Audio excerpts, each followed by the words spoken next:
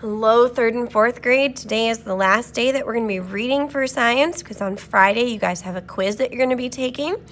So let's go ahead and read the final section of science for this year. It's chapter 5, part 13, and it's about Robert Boyle, a father of chemistry. Robert Boyle was born in Ireland in 1627, the 14th child of the wealthy and powerful Earl of Cork. When Robert was 8, he was sent to school at Eton in England. During his 4 years at Eton, Robert developed a love of reading that lasted throughout his life. When Robert was 12, so he went to Eton in England when he was 8, and he spent 4 years there. So after those 4 years, he and his tutor set off for Europe. Robert was an eager scholar. He studied Latin, French, and Italian, so those are all languages, and mathematics with his tutor, and he studied science on his own. Very interesting. While he was in Switzerland, 13-year-old Robert accepted Christ as his Savior and decided that God was calling him to be a scientist. Robert did not return to England until 1644. He settled on a beautiful estate which his father had given him and spent much of the next 10 years reading, studying, observing nature, and writing. While visiting his sister Catherine in London, Robert Boyle met a number of brilliant scholars who encouraged Boyle to make the study of science his life work. Although he was so wealthy that he did not need to work, Boyle chose to work as a scientist because he believed that the proper study of creation demonstrates the power and wisdom of God to the world. In 1654, Boyle went to live at Oxford, England. There he met Robert Hooke, a scientist and inventor who became his assistant and friend. Together they built an air pump, a machine that can create a vacuum. Boyle and Hooke began a series of experiments that dealt with the nature and characteristics of air. Unlike many scientists of his day, Robert Boyle believed that a scientist should do more than think of a hypothesis. A scientist must conduct experiments to show whether his ideas are correct or not. So many of the scientists of his day came up with things that they thought were accurate or hypotheses, guesses, but they didn't often experiment to see if they were correct with their ideas.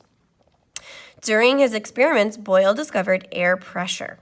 He also found that the space which a certain amount of gas takes up is directly opposite to the amount of pressure placed upon the gas, as long as the temperature stays the same. For example, if the pressure upon a gas is doubled, the gas will take up half its original space. So if you've got gas taking up this amount of space, and it's got pressure on it, and then you double the amount of pressure on it, it's going to take up half the amount of space that it originally took up. This is known as Boyle's law. Boyle was also the first scientist to understand that there's an element in the air which people and animals must breathe in order to live, and that same element is necessary for burning. And I bet you guys know what that element is. Today, we know that he was right, and that special element is, yes, oxygen. Boyle experimented with many substances other than air. In one experiment, he proved that water expands when it freezes or grows bigger or larger. As a result of his many experiments, Robert Boyle concluded that matter consists of particles too small to be seen.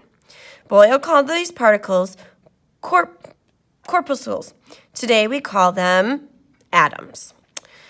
Boyle published his observations and conclusions in a number of books. His great experiments and writings brought him great honor and fame. Today, he is considered the father of chemistry, which is a branch of science. In 1668, Boyle returned to London, where he spent the rest of his life. Although his health was poor, he continued to supervise experiments. However, most of his time was taken up with his concern to spread the gospel to other lands. Boyle believed that God is glorified by the study of his creation, but he also knew that people must have the scriptures to rightly know God. He spent large sums of money to have the Bible translated into a number of languages. Boyle was the chief supporter of John Eliot, a missionary to the American Indians. Boyle also set money aside to pay for a series of lectures to be given in his own country to combat atheism.